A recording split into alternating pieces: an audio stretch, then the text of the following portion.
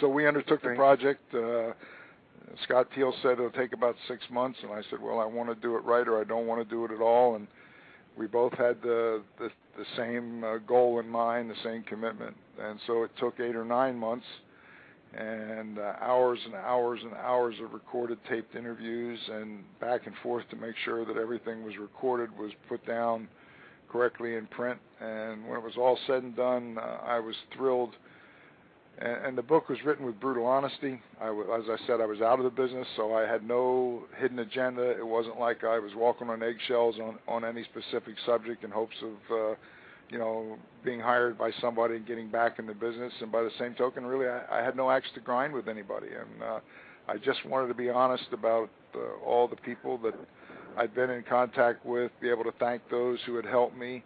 And at the same time, if you're going to be brutally honest about the people that you work with throughout your career, I think you have to be prepared to look in the mirror and be honest about yourself as well. And I tried to balance everything and do that as well, and talk about the things that were my strengths and those that I thought, were not my strong points. And the end result, as I said, I think was a book that I've received a lot of praise. And I really can't think of one person who I've talked to that read the book that said, I was disappointed.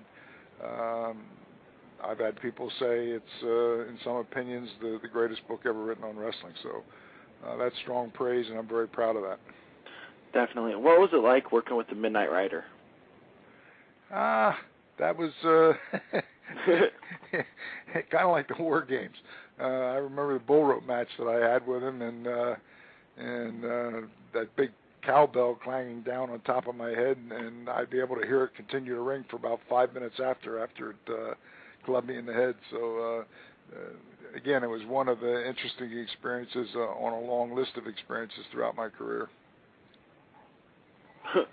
Definitely. Jonathan Clark, go ahead. I'm going to ask you, what piece of advice would you give to somebody who wants to get into the wrestling business? Well, I do get, emails, and I do, have people at some of the, when I do promotional things tied to the Cauliflower Alley Club, they meet every year. The last couple of years it's been in Las Vegas. Last year was in June. This coming year it's going to be in April. And it's a 3-4 day event. People come from all over the world. And I was the MC for the awards banquet last year and have been asked to come back again this year. But it gives me an opportunity to talk to fans from all over the world. Same thing when I go to functions of the Pro Wrestling Hall of Fame and Museum. Fans come, and I get to ask that question a lot. Give me some advice, especially young people trying to break into the business. And there really is no magic formula. There is no easy answer. There's no shortcut, no road to success that I could tell them concisely.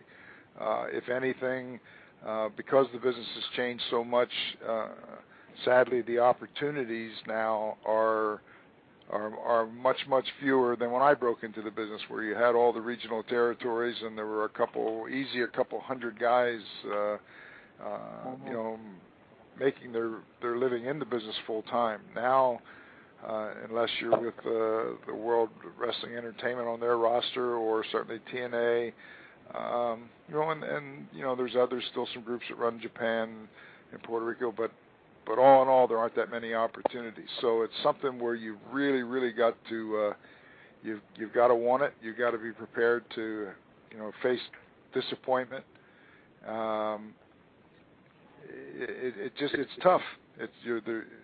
I made it only because I wasn't willing to accept failure.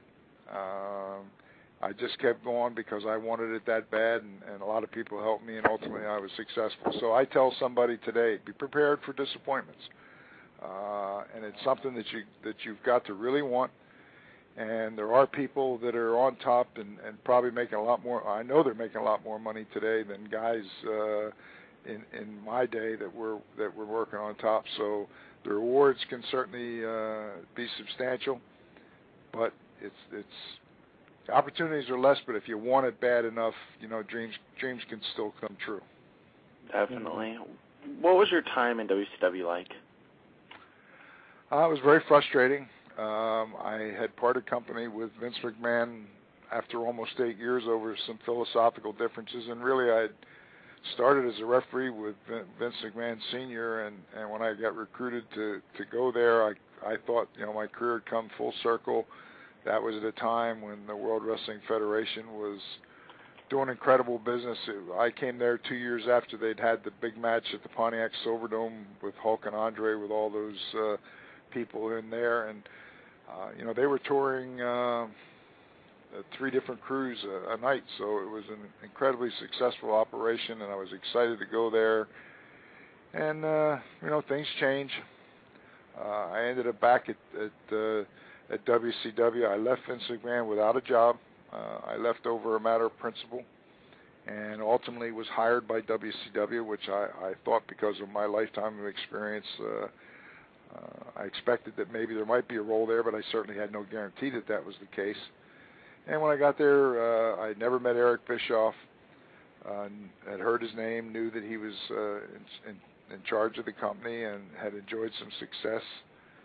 And when I got there, after meeting him the first time, my first impression was he was somebody obsessed with trying to put Vince McMahon out of business. And having been in the business as long as I was, I knew that was not going to happen, because you were looking already at a third generation of the McMahon family that knew and understood the wrestling business.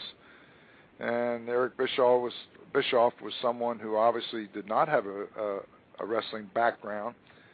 And even though he appeared to enjoy some success short term, he ran up huge revenue streams with really no business plan, and didn't have an understanding of how the business is really structured.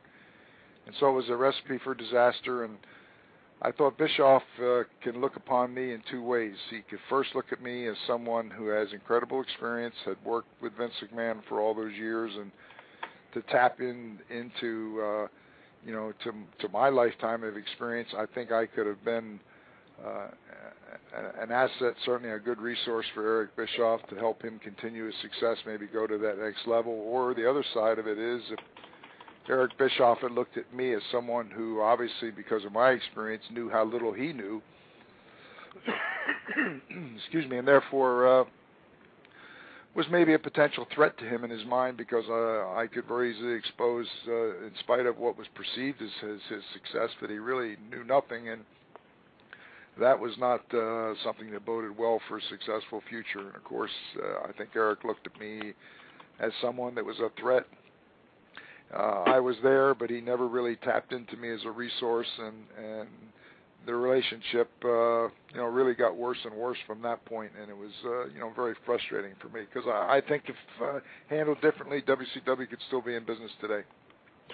Definitely, I agree with that. Jonathan Clark, go ahead. What are your feelings on next year? What are your feelings on next year's Cauliflower Alley Club? I've only been there for 3 years now. Like I said, I'm a lifetime member. I regret that I didn't join the Cauliflower Alley Club years ago, because once I got there, it was a chance to renew friendships, and it was not uncommon over these last couple of years to go there and to see someone that, it's been, in some cases, 25 years. Kendo Nagasaki, who I managed and was a good friend, I saw him at Cauliflower Alley this year. He came from Japan, and it had been almost 20 years since I'd seen him.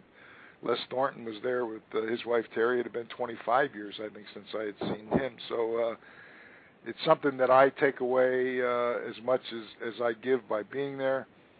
Last year they moved to a Monday, Tuesday, Wednesday format, and certainly the turnout was certainly very positive.